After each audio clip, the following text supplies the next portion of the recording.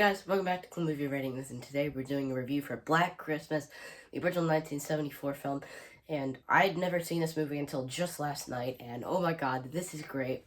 Um, this is possibly the first slasher of all time. It predates Halloween by 4 years. If you count Texas Chainsaw Massacre as a slasher movie, then I guess this is like 1 month older than Texas Chainsaw Massacre, but Texas Chainsaw Massacre is really not this type of movie. But oh my god, John Carpenter probably took a lot from this movie because the POV killer, um, a lot of stuff, and a lot of stuff is in this movie that would end up in Halloween, and then Halloween would be credited. Halloween is my favorite horror movie of all time, so this is not as good as Halloween, obviously, and Halloween is my third favorite movie of all time, but I'm gonna say right now that Black Christmas will probably be in my top 10 horror films of all time, because I absolutely love this movie. And I think besides Halloween, it is probably the best slasher of all time. Because slashers are pretty good. I actually like slashers. I know people in the horror genre recently don't like slashers, but besides Halloween, this is probably my favorite because it's such just a great movie with great characters like Halloween. This film stars Olivia Hussey as Jess, and she's the main character. And this movie has some pretty big messages for its time. And I think that was very interesting. The movie made um, I think it's like almost 50 years ago, has these messages that relate to now. I find that pretty interesting. And you've got Peter, and I believe he's played by the guy in 2001: Space Odyssey. I've never seen it, but I just learned that, and I can't think of the actor's name right now. But you've also got Margot Kidder in here, who would end up being Lois Lane. And I've never seen Superman, but I thought that was pretty cool that one of her first acting roles, if not her first, was Black Christmas. Then she'd go on to be pretty big in DC. So, Black Christmas is just such a great Christmas horror movie, but just a great horror movie in general, because it doesn't really have any music. I think it has it's one little music part where when anything happens, it's like, boom, it's like a really quick scale going up on a piano, and it sounds like, um, it sounds scary, and like it's used a little too much maybe. And apparently it's the sound when Peter breaks his piano and he's smashing it. It's like the same noise that you hear throughout the movie, and I find that pretty cool. But this film totally had me shocked that it was Peter, because or that it wasn't Peter, because I thought for the whole movie it was. But then I realized it's probably too obvious, and I was just like, when Jess killed him in the end, I was like, oh, so it actually was him. And it was still a great movie, but I've been like, that's kind of a weak ending. She just kills the killer instantly. But the ending of this movie, and I'm not talking the actual ending, I'm talking the last, like, probably 30 to 40 seconds of this movie, is one of the creepiest endings of all time. And I probably think this movie's scarier than Halloween, because as a person who has watched horror movies for only a little more than 2 years now, this one is still one that got to me, and there's not many movies that do that now. And the scene where everyone leaves and someone forgets to look after Jess after she's just been drugged, so she can't wake up, and then you hear the humming of the killer, and you realize he's still alive. It wasn't Peter. Dude, that is one of the creepiest moments in any movie ever for me. It's scarier than just realizing that there's a killer in the house for me, because I find things scary when the audience also doesn't know it, because we all knew he was in the house. It's just Jess was now learning that. I know a lot of people think that's the scariest moment. Definitely the ending for me. And the killer, we don't really know who it is, but we know his name's Billy, or we think so. And he's just creepy. I'm so glad that they actually didn't give us a backstory, because sometimes backstories can hurt the movie. And not knowing what you're up against can be really scary. So I really enjoyed that they never ever said his backstory, and all you know is there's this person named Agnes, there's this person named Billy, and you still don't even get any confirmation. I heard that it does go into more detail about that in the 2006 remake. There's like 2 remakes of this movie, and honestly, I don't enjoy any remakes. Um, Horror remakes, that is. There's a couple of remakes I enjoy.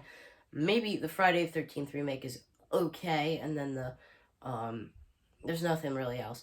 I hate the Halloween remake, flat out.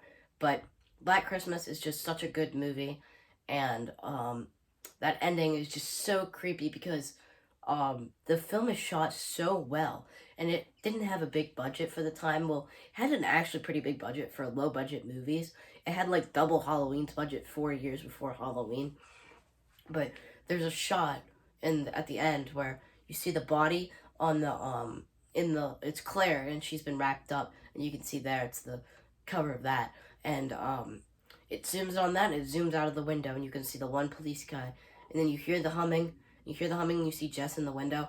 Also, it is just one of the best pan outs of all time, and this film is shot brilliantly. I think this film is up there with Halloween 78 in a way of best films ever shot, and it's the filming is just so great. Like the POV from the killer, like when he's released to the hook and you follow the hook and it goes through Mrs. Mack's head and it pulls her up.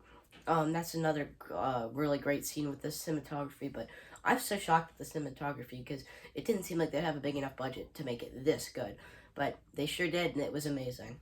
Billy's voice is just so unsettling because it sounds like it's two different people, and it's just this one person, this one really mentally ill person. It's so creepy.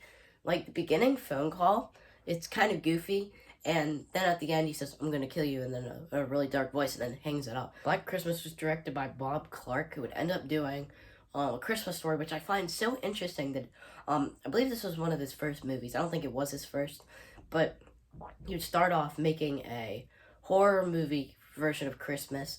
It is really brutal, and then I believe 9 years later he'd go on to make one of the best family Christmas movies of all time. And I personally enjoy Black Christmas over A Christmas Story. That is not one that I'm a huge fan of, but I decently enjoy it. But I actually really preferred Black Christmas because horror is probably my favorite genre of all time. And this plus Christmas goes so well together. And if we're talking full Christmas movie, this is probably the best Christmas horror movie. I prefer Gremlins to it, but this feels more like a Christmas movie than Gremlins. But I still count the Gremlins a Christmas movie, so this is a very close second place behind Gremlins for best Christmas movie of all time. But Olivia Hussey, she's great in everything I've seen. She's great in the It miniseries, which I still prefer to the 2019, or that's the sequel, the 2017 one. And she's in some other stuff that I think I might have seen. But she's great as Jess.